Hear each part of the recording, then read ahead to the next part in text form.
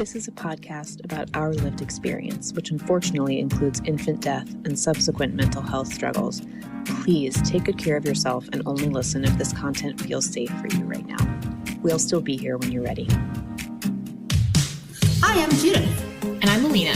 We are internet friends turned real-life friends who both experienced the tragic loss of our sons to sudden infant death syndrome in the winter of 2021.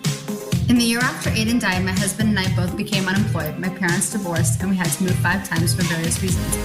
And as for me, just a few weeks before my son Quinn died, my then husband had come out to me as a transgender woman, and we're subsequently divorcing. It's been a lot. It's been a lot. But as long as we're living, we will love our sons deeply and work to make sure that we live a life that makes them proud. Welcome to As Long As I'm Living podcast. We're so glad you're here. I didn't sleep last night. I'm so angry. I'm so angry about this stupid law. I'm so angry. You know, I feel like this mama bear protectiveness over like my lost mom community, and like anything that hurts them even half a centimeter more, it's like I get so angry. I'm like, back off, fuckers. I know. Me too. I mean, it's like, so, okay. Hi, listeners. Welcome to As Long As I'm Living podcast. We are here and we are fired the fuck up. I wonder if maybe we should be sensitive to people who have different perspectives, and maybe we shouldn't be as... Judith, this is our podcast. This is what we think, and we are fired up. Okay, but let's acknowledge also that there are some people, there are some people who like genuinely believe that they're, I don't know what they believe. But if you're someone who like also doesn't want to hurt lost moms, and this pains you because you know that this will hurt a segment of the community that you want to protect, but also maybe you have mixed feelings about it, we see you. Our feelings are slightly different. Was that respectful? They're pretty different from that. Yeah, that was respectful. What I'll say is, I think, and I mean, you and I probably are also coming at this from slightly different places, but for me, I don't think so. I think we're coming from this. Yeah, maybe not. Abortion is healthcare. We're about to share with you all an interview that we did with my very good friend Jill, who is a lost mom herself. She has a daughter, Hadley, who died last February of 2021. And unfortunately, she was presented with what is sometimes in the news media framed as a choice. She was presented with the choice to either carry a pregnancy to term, where her daughter would have suffered immensely, or to interrupt the pregnancy and deliver her early. And this is, I really hope that you listen to this episode with open ears and an open heart, because first of all, I think Jill is so brave, and she tells her story so articulately and beautifully, and the love for her daughter really shines through. And this is just something we feel really passionate about. And, you know, today, as we're recording this, is TFMR Awareness Day, the very first Termination for Medical Reasons Awareness Day. And this is a segment of the community that is sometimes ignored, and it should not be, because it's like there's stigma on top of stigma on top of stigma. There's already stigma of being a lost parent, but this just adds another layer. And these are people who are making impossible decisions, and they are suffering and in pain, and I think anything that makes their life more difficult, especially when it's coming from an outside source that's 6,000 miles away, that has never carried a baby, that has no idea what it's like to want a pregnancy and to want to bring a live home baby, and to not have the option to have the dream you wanted, which is a family. You know, like these are people who are faced with impossible choices, and it's just so infuriating that they're going to get impacted, that their lives are going to be so negatively impacted by those who can't understand and have never been put in that position. And I just want to add, like, I support a choice for someone who doesn't have a reason and is 6 weeks or 12 weeks or whatever weeks pregnant, and like doesn't feel comfortable bringing a baby into this world for whatever reason. But this particular story and this group of people who were faced with TFMR choice. Yeah. I mean, I think when you, again, I agree with you. I support the right to choose in all settings. I think that this is never a decision that people take lightly, but I think, you know, in our community, this is something that really, it impacts our baby loss community. Then we have a baby loss podcast, and we really feel called to address it on our podcast. So I'm just so distraught. I mean, what are we going to do? I think right now I feel pretty helpless about it, honestly. We here at As Long as I'm Living know that TFMR is baby loss and TFMR is obstetric care. It is a tragedy and it is not that uncommon. And I guess with that, I will say enjoy the rest of this episode. Enjoy Jill's story, and we will talk to you guys soon. Hi. Hi. Jill, meet Judith. Judith, meet Jill. Hi. Hi, Jill. It's so nice to meet you. Hi, it's nice to meet you too. Pleasure to meet you. And I know on Instagram I bump into you, but it's always a pleasure to meet you in real life. And thank you for being willing to speak with us. Yeah, no, I'm happy to speak with you guys. Thank you for having me. So, listeners, we have on our podcast today my very good friend Jill, who is Hadley's mom. And you have seen me tag her in various things because I see her fairly frequently. I'm actually going to see her this weekend for a Mother's Day, pre-Mother's Day bitch session at lunch. For lack of a better word, that's what it'll be. A bitch session, I'm sure. Because let's be honest, this time of year is unpleasant. When is Hadley's birthday? Hadley's birthday is February 19th. Oh, so around the same time as the other shitty time of year. Aiden's death and Quinn's death. Yeah. So, Jill, I'd love for you to tell Hadley's story. You can start from wherever you want to start. Yeah. So first, thank you both so much for having me here. I'm really happy and honored to be finally on your podcast. So thank you. So our journey to get pregnant with Hadley was a very long one. So we started trying to get pregnant in 2017. It didn't go well. After about a year of trying on our own, we moved on to fertility treatments. We did, 2 IUIs, 6 egg retrievals, transferred 4 fresh embryos, transferred 1 frozen, 1 genetically tested frozen, and then Hadley was our 7th embryo, and she was also a genetically tested embryo. And we transferred her in September of 2020. And to our surprise and happiness, we were pregnant. And, we went through the first couple appointments at the fertility clinic, and then, we got the congratulations, you've graduated onto your OB appointment.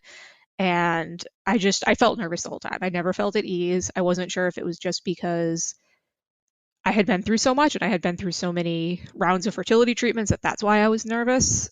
Although I had a very good friend who had gotten pregnant and had a living child through fertility treatments, and she kept telling me no, this isn't normal. You shouldn't be feeling this scared.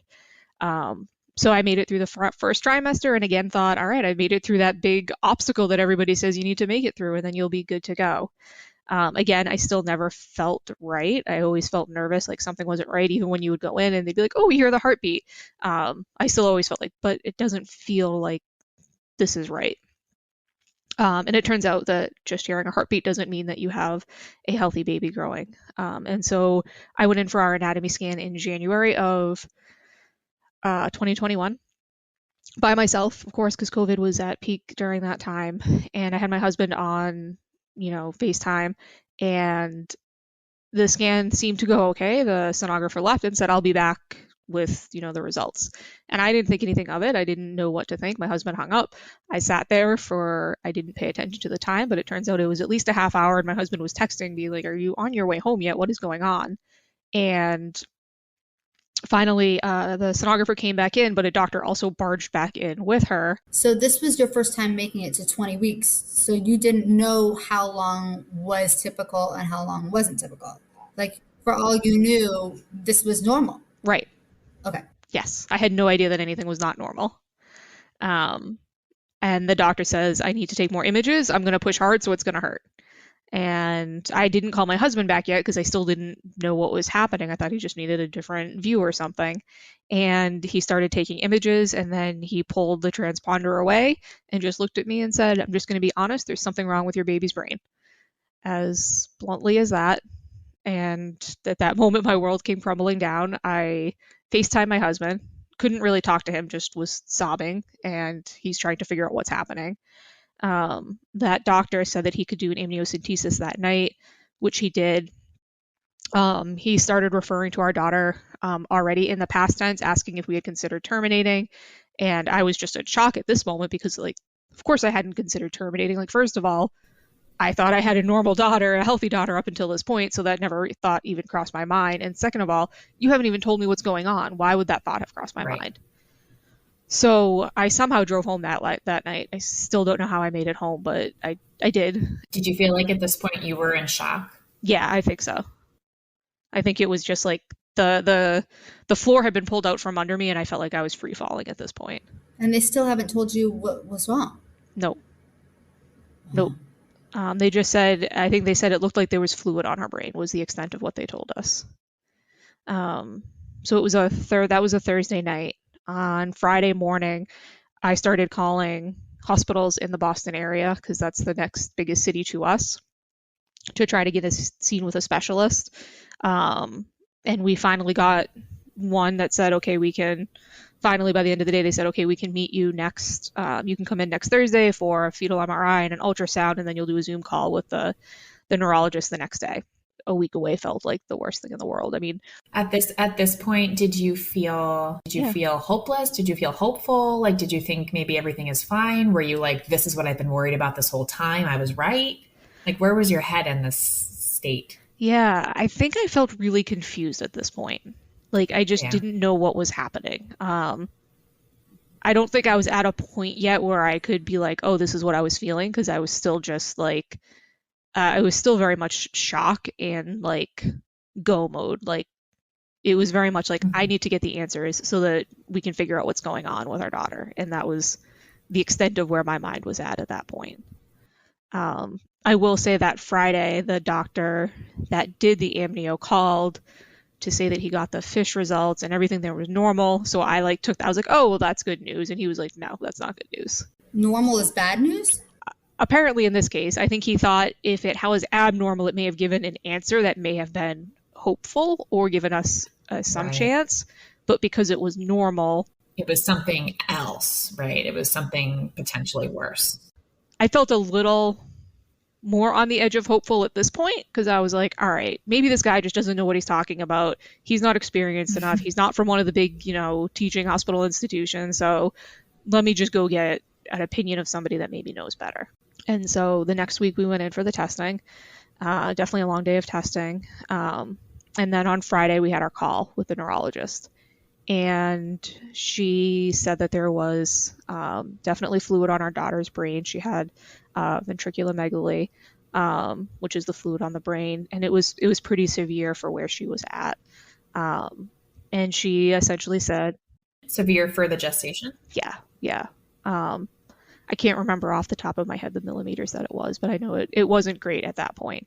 But she said, essentially, first of all, if your daughter would definitely need brain surgery the moment she was born, if that's the only issue. But she kind of spelled out, here are some of the things that could be wrong with your daughter, right? Developmental issues and a whole bunch of other issues that, potentially could come into play. And so my husband and I took the weekend to come up with our quote unquote 20 questions, and we sent them back to the doctor on Monday so that we could have a follow-up on Tuesday. And questions that you should never have to ask about your child, like, will my child be able to feed herself? Will my child breathe on her own? What severity of disability would she have? Things like that. And so really hard questions. Would my daughter be in pain? And so we had our follow-up appointment that Tuesday, and it was like we were talking to a different doctor this time. Suddenly everything was a spectrum. Well, it could be anywhere from mild, moderate to severe, and there's no way to know what's going to be wrong and how much it will impact her. So how pregnant were you at this time? Like, how many weeks pregnant were you? Yeah, I was 21 weeks at the point of this phone call. And that was the thing. In Massachusetts, time was running up. We had until 24 weeks to make a decision if we were to stay in Massachusetts. My husband did some research and found a different children's hospital that was about an 8-hour ride away. So when I was 22 weeks, we went down to see this doctor, had another fetal MRI, another ultrasound, and then met with the neurologist, a geneticist, genetic counselor, a neurology fellow, and the person that read our reports was a neuroradiologist. And at this point, the The doctor essentially told us, he confirmed that our daughter had rhomboencephalosynapsis, which is a malformation of the back of the brain. She had aqueductal stenosis and severe ventriculomegaly. And so essentially she had a lot of fluid on her brain, and it had increased even more since the scans 2 weeks prior. And because of the way her brain was formed, nothing was be able to drain. So none of the spinal fluid was able to go down to the spine. It was all just congregating on her brain and causing a lot of pressure. And eventually the pressure would push down on her brainstem, and that, of course, would end her life. He seemed very surprised that she was even still moving at this point. And you were feeling her move at this point? We were. As we were waiting to go meet with the doctor, we had all our scans in the morning, and we were sitting in a little patient room on a little couch, and my husband had laid his head on my lap, and we joked, but Hadley kicked at that moment, and he felt it on his head, and we just said she was kicking him to say, "Dad, you got to get up. You need to go hear what they have to say. It's really important." And so they shared that she did have the rhomboencephalosynapsis, and that she would never sit up on her own, feed herself, breathe on her own, walk, talk, stand, do any of those things. No matter how much time we spent with her, she would never recognize us. She would live a drastically shortened lifespan if she made it to full term. And if she did make it to full term, she would need procedure after procedure, none of which would ever make her better. And she most certainly would be in pain the entire time. And so the doctor told us we had 2 decisions, one of which was to bring Hadley into this world, and all 3 of us would live a life of pain, or the other option would be that we could interrupt the pregnancy, and Eric and I would take on all that pain and live with it and have that pain every day for the rest of our lives, but so that Hadley would only ever know our love. And so before my husband and I even spoke, we knew what our answer was, because we knew we couldn't do that to our daughter. We couldn't bring her into this world if she was going to be in pain and suffering. It just wouldn't be fair to her.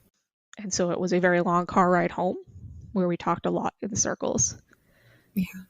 But we knew it was the only choice. It was not the choice we wanted to make. It was never a choice we thought we would ever find ourselves in. And I still don't really feel like it was a choice when presented with everything that we were presented with. I don't feel like I had a choice. It was the only thing that I could do to make sure that my daughter only ever knew love and that she didn't have pain and suffering. Yeah. How many opinions did you get? 3, 4?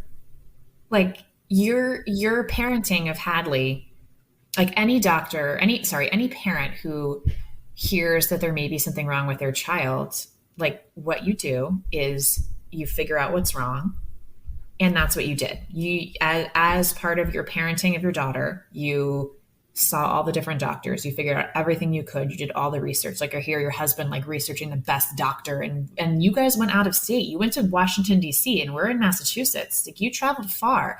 And I hear that, and I hope that anybody listening to this would hear the same thing that I hear, which is that's what parents do. Right. This is not your typical parenthood story, but that is literally what any parent would do for any child of theirs, right? That's what I hear in this story. Yeah. No question. And the other thing that, I think the first words I ever spoke to you. So Jill and I met in my support group, Empty Arms, which you guys have heard me talk about a zillion times. And Jill shared her story. I think the first group you attended was maybe in March. And I remember you shared your story and you said the similar thing to what you said just now, which is that you and your husband decided to take on that pain so that Hadley wouldn't feel pain. And I think, like I said, I think the first thing I ever said to you, the first words were I love the way that you talk about that, because that is what it is. And I think any parent would take away pain from their child if given the opportunity, if those were the 2 choices. Yes. Right. I agree. Yeah. So you get this news. You're driving back. We're driving home. It is Thursday night when we're driving home. So Friday, I called the hospital that we had worked with in Boston because the nurse practitioner promised that she would help us with whatever decision we had to make. And so I called her and told her that we needed to interrupt the pregnancy and we needed to figure out how to do it. At this point, I had made very clear to every single person I had spoken with that for me personally, the only decision that I had made was that I would be inducing labor and I would be delivering Hadley. And I had made that very clear. For some reason, this nurse practitioner said she called all the hospitals in the state and there was only one in way far Western Mass that could accommodate us in the next week. And literally we had a week. Like that was the only amount of time we had left. And I was like, this makes zero sense to me. Before you even continue, I just want to highlight, when you say you only had a week left, that is because the law Correct. in the state of Massachusetts Yes. would, if you did not interrupt the pregnancy Yep. in that week and induce labor, you would have been forced to carry Hadley to term. Yes, or move out or go out of state. There are other states with longer periods. I can't, my brain can't wrap around that because it just feels so cruel. And the idea that, well, I was thinking about it this morning in preparation of this conversation, like when Aiden first died, I was so incapacitated. I couldn't make logistical plans to go out of state. Like, yeah. And I think before I continue, I think that's an important thing to say, right? Is as much as I sit here and my preferred terminology is to say that I interrupted the pregnancy. But if we want to look at it black and white, it's going to meet the requirements that I had an abortion. I will never call it that. Right. But that is what it was. And that's why these laws and everything that's happening right now greatly impacts every parent in the TFMR community. And TFMR, for our listeners who may not know, TFMR stands for termination for medical reasons, which is what, Jill, you experienced. Yes. You and your husband chose to have a TFMR Yes. To protect Hadley and spare her the pain of what was determined by countless doctors, 10, 12 nurses, doctors, sonographers, that she would live a life of excruciating pain. She would never recognize you. Yep. She wouldn't be able to eat, play, run, if she even survived. Correct. Right. Yep. And I hate to put it in such stark terms, but that is what it is. That was what it was. Yes. That was the situation. Yes. When the decision was made and then they told you have two options, you can either do it in the next week or go out of state, and there's only one hospital that can accommodate you. Like, did they connect you with other organizations, with people who can help you make these decisions, like with people who know what they're doing? No. So that's a great question. The social worker at the hospital in Boston, I asked for, like, do you have some counselors, therapists, somebody that we could talk to as we're working through this? And I'm pretty sure what happened is she went on like Psychology Today and sent us a printout of what she found there. And I was like, this is entirely unhelpful. Like, some of these aren't even covered by my insurance, so they're not in network. 2 of them weren't accepting new patients. And I'm just like, at the department you work at in your hospital, how do you not have a list of therapists that are available to parents going through this? Like, it just didn't make sense to me. So at that point, we had no resources in terms of who to talk to, where to go to. We were turning to the internet. And I will say at this point, we didn't even know the term termination for medical reasons yet. So we were literally trying, like, Googling random things to figure out, like, what are we going through? Who can we talk to? How can we figure this out? Ultimately, I called my OB's office. The doctors from DC called her to tell her what had happened, and she left a message on my phone essentially saying, whatever you need, I'm here. And so, again, my husband did a lot of research during this time.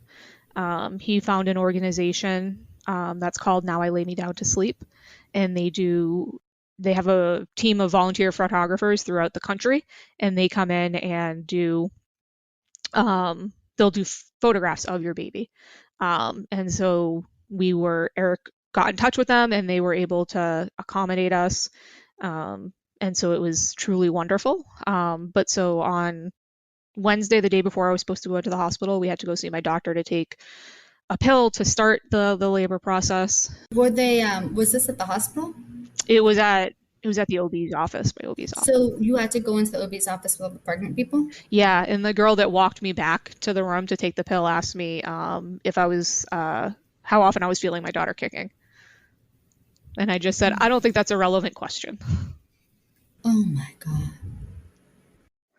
And this is where reading patients' records before you call them in is really critically important. And that's the thing, like, so this procedure that you are about to undergo, taking this pill to start the process and inducing labor, like this was obstetric care Yes. that you were receiving from your obstetrician. Yes. This is medical care. Correct. And it's bizarre to me. Like, I think because there is so much stigma about this, like nurses and doctors, like they don't know, like this should be more at the forefront of their mind. This is not actually that uncommon. No. And it's crazy to me that this is not, like, it seems clear from everything I've read and heard other people's stories, like they're not trained on how to handle this. No. Another bad experience was when I showed up to the labor and delivery floor and, they send me to the intake person and I give her my name and she goes, okay, and what are you here for? And again, I couldn't even speak. I just started crying and looked at my husband. I was like, I don't have words right now. Could you tell her why we're here? And luckily a nurse was almost right behind us and she just like scooped us up and took us off to a room, which I was grateful for. So tell us about Hadley's birth. Yeah, so it was beautiful. Hadley was born, and she was born alive. And so they placed her on my chest immediately. And in the moments that she was alive, she squeezed her dad's finger and she reacted and opened her mouth when I touched her cheek.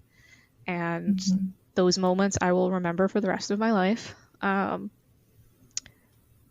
And I remember Eric telling the doctor, I think she's alive. And the doctor looked very surprised and asked the nurse to check for a heartbeat. And she had one.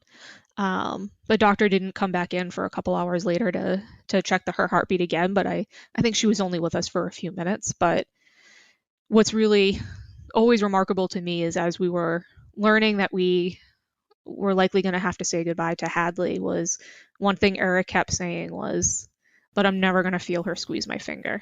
I'll never feel her squeeze my finger. And she did that for him. And she is such a strong little girl. And it was beautiful. We cleaned her up and bathed her, and both sets of grandparents were able to come in. We got the exception because this would be the only time they would get to meet their first granddaughter. And the photographers came in and they took beautiful, beautiful pictures. They are beautiful. I've seen them and they're absolutely beautiful. Hadley was so cute. She was so cute. Yes, I agree, but I might be biased. And so we stayed in the hospital with her for 48 hours.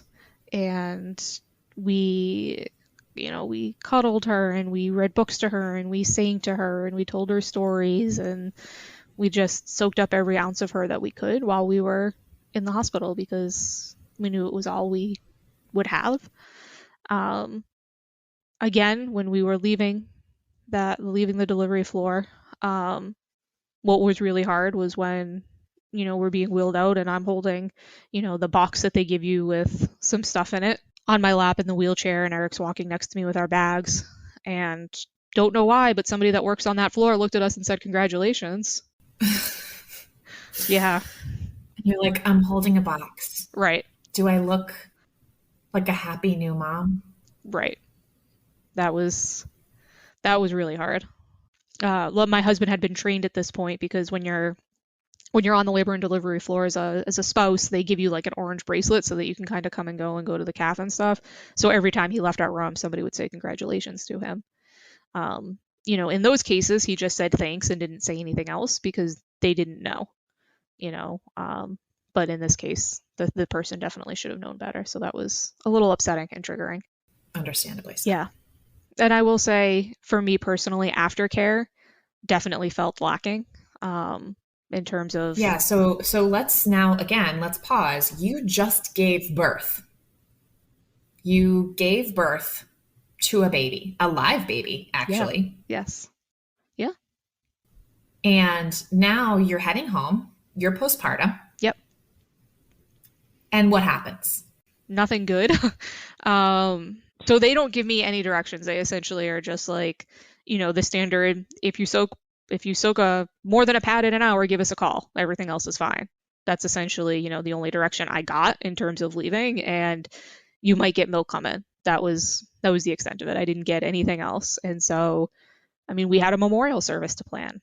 So I was going with my husband to the funeral home and to Michael's so that we could make little things, for her service. And I wasn't getting better. And so finally I realized after a few days I should probably actually be resting, because nobody told me to just go home and rest. Like, I literally didn't even think that.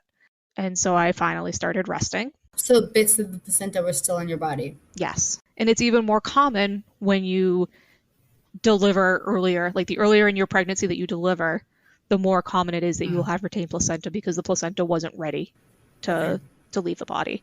They had to do a D&C right there because I didn't pass my placenta. That was incredibly painful. But so I was back in the hospital for a D&C. This was a Sunday night. Again, care not up to par. Husband was with me, and then he had to leave. When I went in for the procedure, he was expecting a phone call. They told him this is a very easy procedure. If this was a normal day procedure, we'd probably tell you to wait in the car, but just because it's happening overnight, we'll, go home. So he's waiting a couple of hours for a phone call, doesn't get one, doesn't know where to call. It's a Sunday night, calls the ER. The ER is like, we can't help you. She's not here.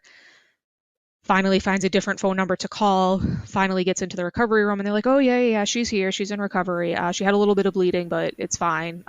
Do you want me to have the doctor call you? And he says, yes. Like, I'm not going to go to bed until the doctor calls. So then the resident calls, says, yep, nope, she had some bleeding, but she's okay. Do you want the attending to call? Yes, that's what I'm waiting for. And then she calls and she says, yeah, she had some significant bleeding, but she didn't require a transfusion, so it's okay. Wow, the bar is low, huh? Yeah. Didn't require a transfusion, so it's fine. Yeah. One thing that really impresses me about the story is how incredible your husband is, because I'm thinking about my husband. No, my husband's a great guy.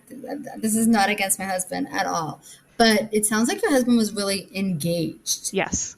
And he, I think that there are many men that I know that just kind of throw their hands up and one of the things I was talking to Alina about with this whole Roe v. Wade things is that men are making these decisions too. It's a partnership. You didn't make this decision on your own.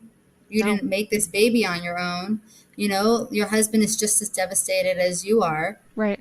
And I think we talk a lot about termination decisions as women's body, women's choice. And obviously that is true, but also we're excluding and we're not seeing men like Eric.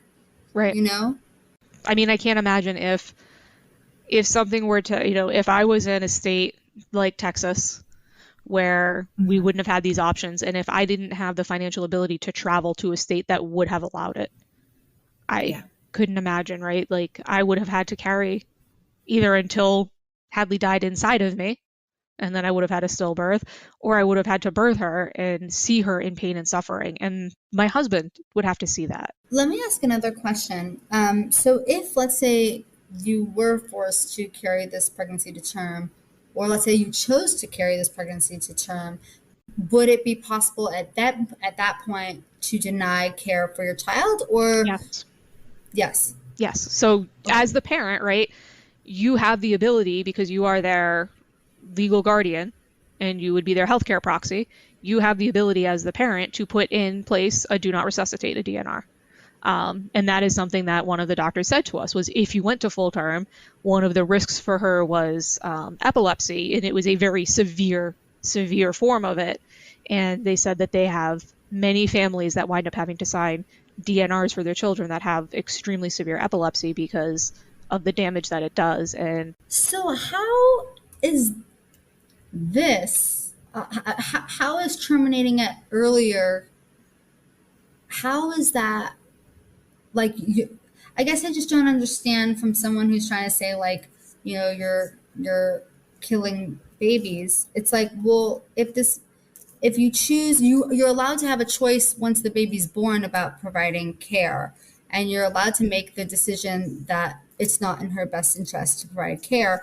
But when she's inside of you, you're allowed to make that exact same decision, right? Alina, am I processing this correctly?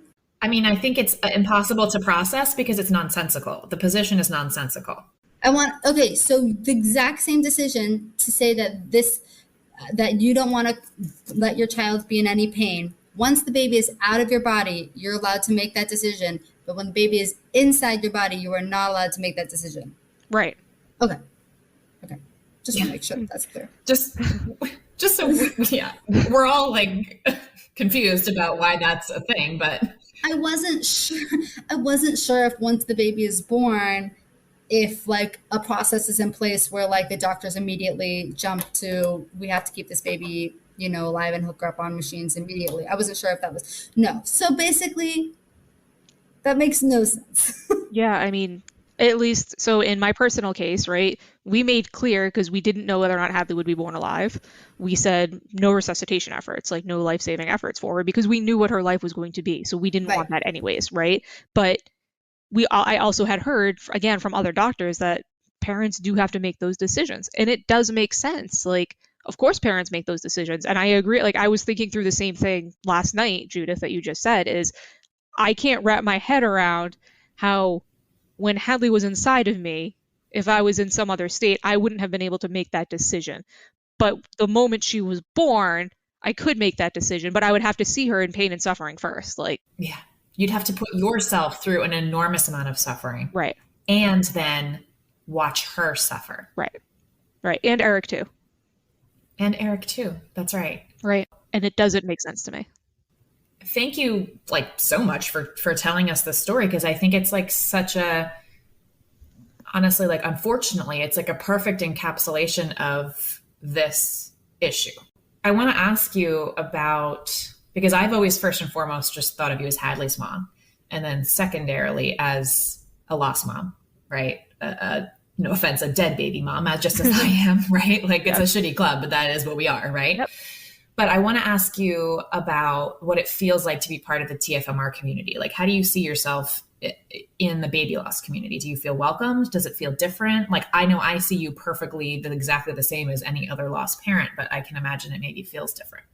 Yeah, I think with a lot of the baby loss community that I choose to be a part of, they're all incredibly inclusive. Right. Empty Arms is one of the most inclusive groups I've ever encountered for many reasons. So I have always felt welcome there from the moment I spoke to Carol 2 days after losing Hadley. And I think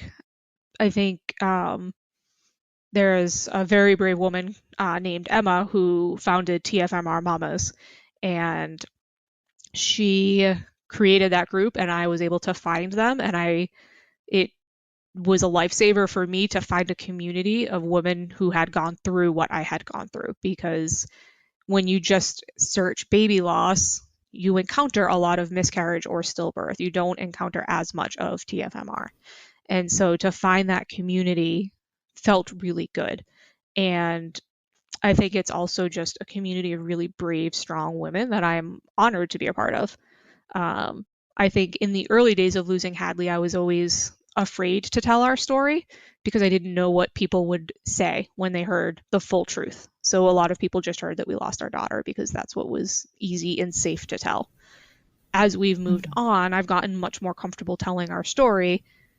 One, because it's our truth and I'm okay with it. But two, because so many other women and couples are probably suffering in pain and not sharing their truth because, like me, they were or maybe still are afraid to share their truth because of many reasons, right? Because they're not sure how people will react. Maybe they're part of a religion that would have a really negative impact on them if they were to share what they actually went through. But for me, I think I really resonate with the TFMR community because of everything that I've been through, and I'm just very glad that they exist, and that there are so many baby loss communities that are very welcoming of the TFMR group, and they do recognize that going through a TFMR is ending a very, very, very wanted pregnancy. And yeah, I mean, she was an extraordinarily wanted pregnancy. You talked about your fertility journey. So there's all of that, right? And then, yeah, like you said, at this point, you were feeling her kick. You were working on a nursery, you know, like she was very much like your daughter. Yeah. Which I think parents relate to. She had a name. Yeah, she had a name. That's right. Yes. So tell us about Hadley. Like, what makes you feel connected to her? Like, I know some of these things, but go ahead and share, because I would love to hear about her. Obviously, you only had a few minutes with her, but she's your daughter. She was my daughter. She is my daughter. And we, to this day, we still read books every night and invite her in to come read with us.